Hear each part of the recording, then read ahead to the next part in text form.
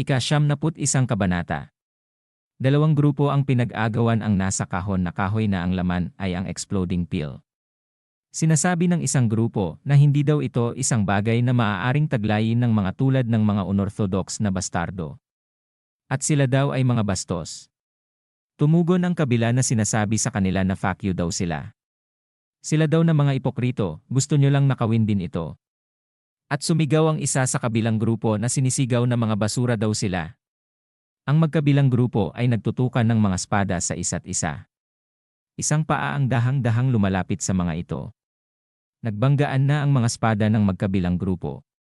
Makikita ang isang lalaki na may hawak na espada na malapit na sa mga naglalaban.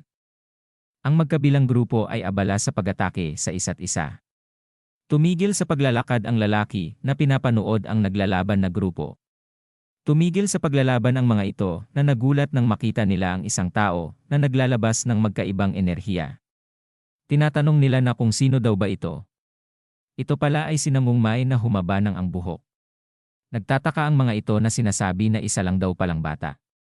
Naglabas ng enerhiya si Namungmay at gumagawa ng atake na Heavenly Sword Art First Stance Twin Dragon Twister. Itinutok ang espada niya sa mga ito at dalawang magkaiba na enerhiya ang kanyang itinira sa mga ito. Sa laki ng ginawa niyang atake, ay ang dalawang grupo ay tinamaan ng kanyang enerhiya. Ang mga tinamaan ay sumisigaw sa sakit. Pagkatapos ng kanyang atake, makikita ang lupa ay nagkaroon ng butas na pahaba at ang mga grupo na naglalaban ay nakahandusay na sumisigaw sa sakit. Nakadapa na sinasabi sa kanyang isip ng isang ito na ang itsura daw nito ay napakabata, ngunit bakit daw siya ay napakalakas.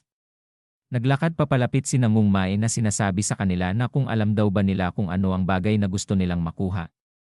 Nanginginig na sinasabi ng taong ito na hindi daw nila alam. Sila lang. Hindi na naituloy dahil ang kamay nito ay tinusok ng espada ni Namungmay. Napanganga ang lalaki at ito ay nagulat na napasigaw sa sakit.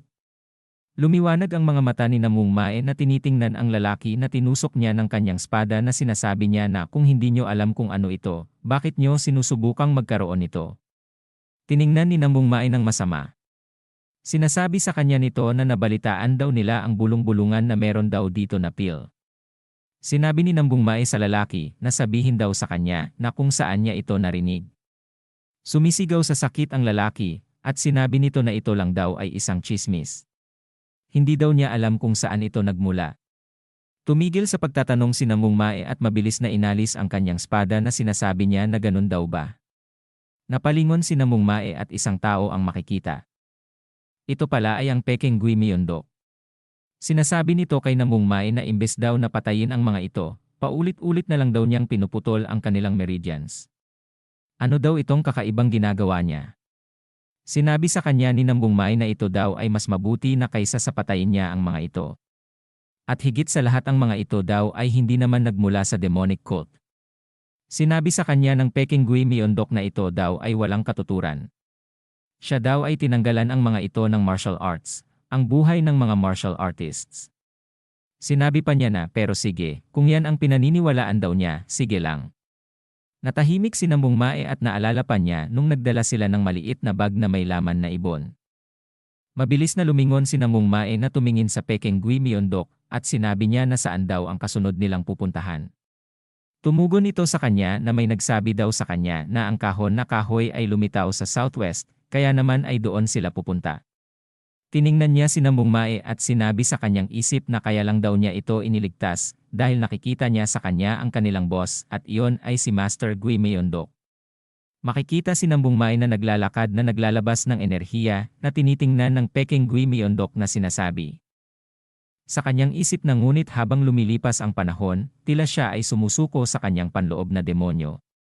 Naglabas ng enerhiya sa kamay at sinasabi pa ng pabulong na gayunpaman, dahil hindi man daw siya pumapatay ng tao, babantayan na lang daw niya siya. Makikita ang araw na tirik na tirik. Isang palad ang nilagyan ng laway at ito ay tumalsik ng itinuro ng dalawang daliri. Pagkatapos ay sinabi ng batang pulubi na sinsabi na itinuro na yon daw ang tamang daan. Sinabi sa kanya ni Blade Master na ano daw ang kanyang ginagawa yon daw ay nakakadiri. At kagagaling lang daw nila sa direksyon na yon. Kinutya na tumakla at sinabi sa kanya ng batang pulubi na tapos sinasabi daw niya na siya ang talim ng bagyo at ulan. Alam daw dapat niya kung saan sila dapat tumungo. Nainis na sinabi ng talim ng bagyo at ulan na ikaw na batang pilyo. Sinabi na daw niya sa kanya na ang itawag daw nito sa kanya ay master. Itinuro ang kanyang sarili at tumighim na mayabang na sinasabi na sino daw kaya siya sa tingin niya. Siya lang daw naman ay ang talim ng bagyo at ulan. Ang hangin at ulap ay gagabayan daw siya. Pumikit at huminga ng malalim na dinarama ang hangin na sinasabi niya na ang hangin daw ay sinasabi sa kanya ang daan. Itinuro ng talim ng bagyo at ulan ang daan at doon daw sila pupunta. Mataray na sinasabi ni Jegalmi na seryoso daw ba sila, ano daw ang ginagawa ng mga ito. Sinabi pa niya sa kanila na dapat daw silang mangalap ng ilang impormasyon. Nag-isip ang batang pulubi na sinasabi na impormasyon. Daw ba? Ngunit saan daw sila kukuha noon? Mabilis na itinuro ito ni Jegalmi na tinitingnan niya ang daliri nito na nagtataka. Sinabi sa kanya ni Jegalmi na di ba ito ang kadalubhasaan ng sekta ng pulubi at sekta ng mababang distrito at siya daw ay mula sa sekta ng pulubi. Nagulat ang batang pulubi at ito pala ay si Yomujin na nabibilang sa beggar sect. Na sinasabi na ano daw ba naman yan? Sinabi sa kanya ni Blade Master na kung tama daw siya si Jegalmi daw ay nagmula sa pamilya ng mga Jegal. Gaya daw sa inaasahan sa strategist ng Jegal. Masungit na tinitingnan ni Jegalmi si Blade Master na sinasabi sa kanyang isip na sila daw na mga tao ang stupido. Nakapikit na sinasabi ni Blade Master na pero sa ngayon, abala sa pagtatrabaho ang sektang pulubi. Kasama ang alyansa ng Murim para imbestigahan ang muling pagpapakita ng kultong demonyo. Huminga ng malalim si Jegalmi at humawak sa ulo na sinasabi na kung gayon sila daw ay pumunta na lang sa kanilang bahay. Isang bata ang nagsabi na nagtatanong na saan daw ang kanilang bahay.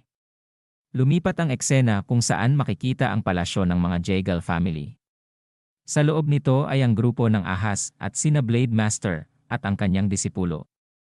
Si Jegalmi ay gumalang na sinuntok ang kamao sa kanyang palad na sinasabi sa kanya na matagal-tagal na rin daw. Tumugon na sinabi ni Jegalmi sa kanyang ina na naging maayos daw ba ito. Tinitingnan si Jegalmi na sinasabi ng kanyang ina na pumunta daw siya dito nang walang anumang babala pagkatapos niyang magpasya sa kanyang sarili na mag-enroll sa White Military Academy. Ito ang ina ni Jegalmi na head ng kanilang pamilya na si Jegal Jinseon. Nagulat ang tatlo sa kanilang narinig na sinasabi nito sa kanilang isip na sumali daw ba siya sa White Military Academy nang walang permiso. Sinabi sa kanya ng kanyang ina na bueno sigurado daw siya na hindi niya ito ginagawa ng walang dahilan. Kaya naman tungkol saan ang pagpunta daw nila sa kanya? Sinabi ni Jegalmi sa kanyang ina na kailangan daw niya ang lakas ng Jegal family. Tumugon ang kanyang ina na sinasabi na inaasahan na daw niya ito, pero dahil may dumating na bisita ngayon, isantabi muna natin iyon. Sinabi pa niya na sana maintindihan mo ang sitwasyon namin dakilang Blade Master. Malakas na tumawa si Blade Master na pumunta daw sila dito nang walang abiso, kaya ayos lang. Isang paa ang may hawak na tungkod na sinasabi na nagkita daw muli sila. Ito pala ay si Older Hong Seugol. At sinabi sa mga ito na kung ayos lang. Lang daw ba sila? Lumipat ang eksena kung saan bilog ang buwan at makikita ang Murim Alliance quarters ni Master Gui Myeondok. May umuubo ng paulit-ulit. Ito pala ay si Master Gui Myeondok na nagsusuka ng dugo sa kanyang palad na tinitingnan niya. Nahihirapan si Master Gui Myeondok sa kanyang kalagayan na sinasabi nito sa kanyang isip na nitong mga nakaraang araw daw ay mas madalas na itong nangyayari. Sa tuwing ginagamit daw niya ang origin reversal technique, mas lalong nahihirapan ang katawan daw niya. Nagulat si Master Gui Myeondok nang may mapansin siya. Ito pala ay isang ibon na lumilipad sa taas ng kanyang quarters. Binuksan ni Master Gui Myeondok ang bintana. Mabilis na dumapo sa kanyang daliri ang ibon na may dalang sulat sa kanyang mga paa. Ang ibon ay nakadapo sa kanyang balikat habang binabasa niya ang sulat. Ayon dito na sinasabi na kapitan, ito daw talaga ang kulto ng demonyo na nakakagambala sa Murim gamit ang key point exploding pills. Mahirap daw mapansin noong una dahil sila ay maingat, ngunit ngayon matapang na sila lumalantad.